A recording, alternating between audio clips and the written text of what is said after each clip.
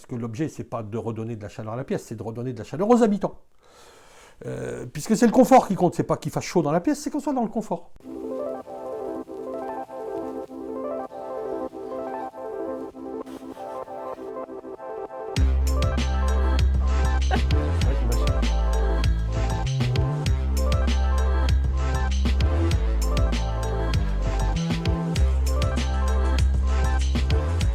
Alors, le chauffage et l'isolation? Alors, le chauffage, par exemple, si, là, on est déjà dedans. Le chauffage, il y a trois choses. Il y a, je produis de la chaleur. Ça, c'est mon appareil qui va brûler des calories, du combustible, ou par effet Joule, avec de l'électricité, etc. Bon, je produis de la chaleur. Alors, ça peut être une production centralisée, décentralisée, etc. Après, je vais transporter cette chaleur si je suis en décentralisé. C'est souvent un liquide caloporteur, et le meilleur liquide caloporteur qu'on ait trouvé, c'est l'eau. Donc on a des radiateurs à eau. Et après, on a la diffusion de la chaleur, on va la distribuer. Enfin, on ne va pas la distribuer, on va lui permettre d'être redonnée aux habitants. Parce que l'objet, ce n'est pas de redonner de la chaleur à la pièce, c'est de redonner de la chaleur aux habitants. Puisque c'est le confort qui compte, c'est pas qu'il fasse chaud dans la pièce, c'est qu'on soit dans le confort. Et donc, puisque je perds beaucoup de mes calories par rayonnement, je dois les recapter par rayonnement. Et tout ce qui est émission de rayonnement est important. Donc si j'ai, pour prendre un même appareil qui aurait a priori les mêmes fonctions, je prends un radiateur. Si c'est un radiateur en tôle, il va chauffer l'air, donc avoir un effet par convection. Je vais chauffer de l'air qui va se mettre en convection. Le même radiateur, au lieu de le faire en tôle, je le fais en fonte. La fonte a cette capacité d'une forte densité et de beaucoup envoyer de rayonnement infrarouge. Et on le sait, un radiateur, une pièce qui est chauffée avec un radiateur électrique, par convection, on n'aura que de la convection. Eh bien, il faudra peut-être chauffer à 2 ou 3 degrés de plus que la même pièce qui serait chauffée avec un gros radiateur en fonte. Parce qu'on va avoir un mode d'émission différent. Et on aura pourtant le même appareil au même endroit. Travaillons sur ces sujets-là. Par exemple, dans ma pièce ici, dans ma maison, j'ai deux choses que j'ai installées qu'on ne voit pas, mais il y aura elle va servir beaucoup, cette maison, à faire des démonstrations. J'y teste des choses. J'ai une plainte de chauffage dans laquelle ma plainte est en chaud. J'ai fait passer un serpentin. Je vais y amener de l'eau chaude et j'ai le retour. Donc, puisque l'eau, il faut qu'on aille la réchauffer après. Donc, donc, je vais avoir une plainte rayonnante. Et sous mes deux fenêtres, j'ai deux fenêtres dans cette pièce, j'avais des gros radiateurs. Et sous les fenêtres, on a des embrasures. Bon, on peut faire l'historique de l'embrasure, c'est pas le sujet. Mais quand on enlève ces vieux radiateurs, parce que je ne voulais pas de ces systèmes-là, j'ai fait des panneaux radiants. C'est-à-dire que, sans développer ce qu'ils sont, il y aura des développements de ça plus tard, mais j'ai des panneaux de béton, de gravier et de chaux que j'ai fait le plus dense possible, puisque là, je ne cherche pas à m'isoler. Je cherche à créer un effet de masse qui va rayonner vers l'intérieur de ma maison. Mais ça peut être un plancher chauffant, basse température en dalle. Sauf que nos capteurs, on en a beaucoup plus sur les côtés, parce qu'on a plus de surface exposée aux côtés qu'on en a en bas. Donc pour ressentir le confort, il vaut mieux recapter par les côtés que par le bas. Ça nécessite moins d'énergie. Moins de surface, moins d'énergie. Et j'ai un excellent collègue, Andreas. Et Andreas me disait autrefois, parce qu'on est des vieux de la vieille, dans les années 2003, 2004, on faisait beaucoup de salons, parce qu'on avait une bonne nouvelle à porter. On allait dans les salons bio. Et on se buvait une bière au chanvre, nous aussi. Et me disait, tu sais, pour chauffer, le combat se gagne au front. Et le front, c'est par où les calories partent. Et il en part beaucoup plus par les murs que par le sol. Et on les capte beaucoup plus par les côtés que par le bas. Donc notre constat, c'est son constat, et je l'ai fait aussi, mais moi j'ai beaucoup moins pratiqué que lui dans ce domaine, donc il est bon de se renseigner aussi auprès des gens qui ont fait d'autres choses. C'est pour ça que je disais, je ne suis pas le seul à être en capacité de transmettre. Andreas, il sait beaucoup plus de choses que moi sur la Terre, parce que ça a été son domaine spécifique d'activité. Eh bien, me disait, pour avoir le même ressenti de confort, on divise par deux la surface quand on met le rayonnement dans le mur plutôt que dans le sol. Et tenons compte de ça. Donc si on a diminué par 2 la surface, qu'on y envoie la même quantité, l'eau à la même température, on aura 2 fois moins de pertes et 2 fois moins besoin de chauffage. Donc voilà, ça c'est une autre piste par exemple. Hein. Alors l'isolation. L'isolation, je comprends ta question à me ramener sur l'isolation. Bah, tout le monde en parle. Mais oui. C'est ce que tout le monde a à la. Est-ce que vous voulez isoler votre maison? Alors, on en a fait un de sondage. Nous aussi, puisqu'on est collègues, hein, on ne va pas se le cacher. Et il ressort que la demande numéro 1, pour 84%, je crois de mémoire, c'est comment avoir un meilleur confort.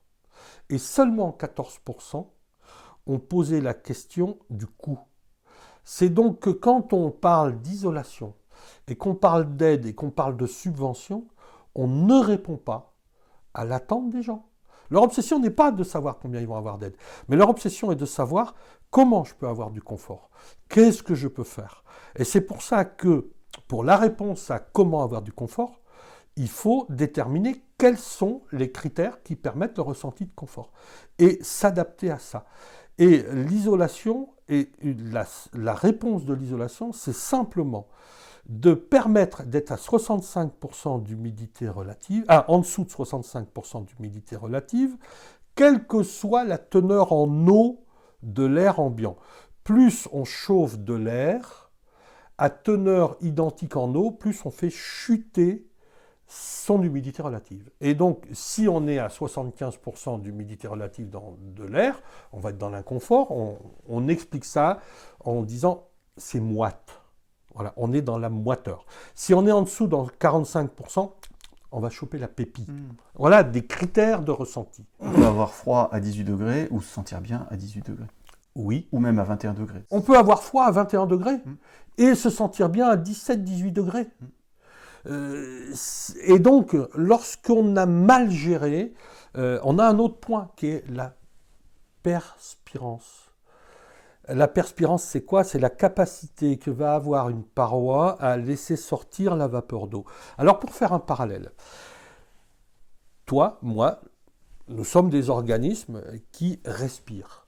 On a besoin d'échanger des gaz, de relâcher du CO2 et d'autres choses, et de faire rentrer de l'oxygène. Le principal de nos échanges va se faire par notre respiration aérienne supérieure. On ventile, voilà. Ça, c'est la VMC. Voilà. Et quelqu'un qui arrête de respirer pendant 5 minutes, 10 minutes, va mourir. Par contre, on l'enduit d'une résine étanchéifiante, tout son corps, puisqu'on a la respiration, mais on a aussi la respiration aérienne, mais on a la respiration cutanée. Hein. Et cette respiration cutanée, si j'enduis quelqu'un d'un vernis qui l'empêche, au bout de 10 minutes, en admettant que le vernis ne sèche pas, parce qu'autrement, oui, ça va être désagréable. Mais le vernis ne séchant pas, il ne va pas ressentir d'inconfort. Mais au bout de 2 ou 3 jours, il va être mort d'asphyxie. Parce que sa peau n'aura pas travaillé. Et notre maison, eh bien, c'est l'équivalent de notre corps. Elle a besoin d'un renouvellement d'air, ça c'est la VMC, qui est liée principalement à l'évacuation de l'eau en excès. C'est pour ça qu'on a inventé la VMC. Bon, aujourd'hui, on lui fait faire d'autres choses. Hein. On lui demande d'évacuer nos COV, on lui demande d'évacuer nos microparticules, etc. Bon, on lui demande plein d'autres choses. Mais à la base, c'était quand même ça. Et nos murs ont aussi, comme notre peau, une capacité à laisser évacuer de la vapeur d'eau, c'est la perspirance. Et on a une obligation, notamment dans l'ancien, on a des remontées capillaires qui s'opèrent. Ces remontées capillaires sont souvent excessives. Les remontées capillaires, c'est de l'humidité qui remonte. C'est de l'humidité qui remonte du sol. Qui remonte du sol. Voilà. Partout où vous alliez, pour tous ceux qui ont fait du camping, même quand vous avez campé au milieu d'un désert, hein, vous avez posé votre toile de tente, et lorsque vous pliez votre tente au bout d'1 jour, 2 jours, 3 jours, sous votre tapis de sol, il y a de l'eau. C'est les remontées capillaires qui se sont condensées là. hein. Et donc, on en a partout. Et si on a un habitat ancien, par exemple, alors une autre chose, pour le coup, les choses à faire ou à pas faire, hein, on a un habitat ancien en pierre, en pisé, en bauge, etc. Hein, eh bien, si je fais une dalle béton qui perspire, elle n'est pas étanche, mais elle perspire très peu, je vais bloquer les remontées capillaires, mais cette eau, elle a besoin de s'échapper. Elle va aller où? Elle va aller dans les murs. Et dans les murs, par effet de la loi de Jurin, voilà, c'est son nom, bon. Mais on sait que les arbres, par exemple, l'eau remonte toute seule, etc. Bon, bref. Donc, cette eau, elle monte dans les murs, un petit peu à l'image de l'huile qui va monter le long de la mèche de la lampe à huile et qui va faire qu'on va pouvoir brûler l'huile au sommet. Hein. C'est exactement la même chose. Et donc, ces murs, si je leur fais un enduit ciment d'un côté et un enduit ciment de l'autre, ce que j'avais chez moi, ben, ils vont mal le vivre. Et ma maison va être insalubre, inconfortable, et je vais avoir des taux d'humidité importants à l'intérieur, et je vais être dans l'inconfort. Et donc je vais devoir, alors on va me dire, ouais, mais t'as qu'à isoler. Bah oui, mais si j'isole et que je ne résous pas mon problème là, déjà, si je mets le mauvais isolant, et que mon isolant est inerte par rapport à l'eau, hein, alors souvent on dit, un isolant il est parfait parce qu'il est inerte par rapport à l'eau. Non, il est imputrescible. Une laine de verre, par exemple, est imputrescible. Donc, ok, ça peut être bien, sauf qu'elle n'est pas capable de gérer de l'eau. Elle ne sait pas la gérer. Et si mon mur envoie de l'eau, et que cette eau, elle reste dans la laine de verre, que la laine de verre n'arrive pas à la gérer, eh ben, je vais auto-alimenter mon mur. Et je vais avoir quoi? Des auréoles, des moisissures, des champignons, et ces moisissures vont émettre des spores, mes enfants vont devenir allergiques, etc. Ils vont avoir des maladies des voies aériennes. On va être dans l'insalubrité. Donc pour ça, je disais, quand je parle de confort, je suis plus apte à parler de confort thermique, mais je peux parler de salubrité ou d'insalubrité aussi. Et donc, il faut tenir compte, particulièrement dans l'ancien. Alors pour revenir, pourquoi aller dans l'ancien? Parce que c'est beaucoup plus vertueux au niveau de la consommation de ressources et des émissions de gaz à effet de serre que de construire. Mais quand on va dans l'ancien, on a des contraintes. Et ces contraintes, on a les remontées capillaires, on a là par exemple, avec les sécheresses, on a de plus en plus d'impact, d'assèchement des couches d'argile sur lesquelles les maisons ont été construites, avec des fissurations, on arrive à avoir des bâtis qui deviennent inhabitables. On a plus du tiers de la France qui est concerné par ça, c'est pas rien, le tiers du territoire français. Donc, toutes ces choses-là, il faut qu'on en tienne compte. Hein. On a le radon, il faut qu'on en tienne compte. Hein. Bon, on ne va pas non plus se faire une montagne supérieure aux effets du radon que ce qu'il est vraiment. Hein. Mais parlons-en. Hein. Aussi, quand on nous parle du radon, ça nous permet de nous endormir sur d'autres choses. Hein. Donc, il y a ça aussi, on détourne l'attention. Quand tu as mal quelque part, si tu veux plus y penser, tu te fais mal ailleurs. Hein. Bon, ben voilà, c'est un peu ça quand même. Hein. Et donc, ça me rappelle une histoire. Il faut se raconter des histoires aussi de temps en temps. Hein. Un type qui avait mal il rencontre un de ses copains et il marchait comme ça. Oh, j'ai mal. Il dit, mais pourquoi t'as mal? Ah, écoute, rien qui va dans ma vie. J'ai perdu ma femme, j'ai perdu mon chien, j'ai perdu mon boulot, ma maison va être saisie. Et ben oui, mais c'est à quel rapport avec ton mal au pied?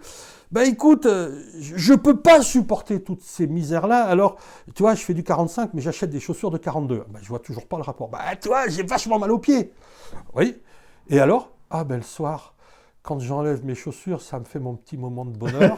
Et pendant la journée, quand j'ai pensé à mon mal aux pieds, j'ai pas pensé à toutes mes autres misères. Voilà, donc, on nous sert des écrans de fumée, c'est un peu ça quand même. Hein.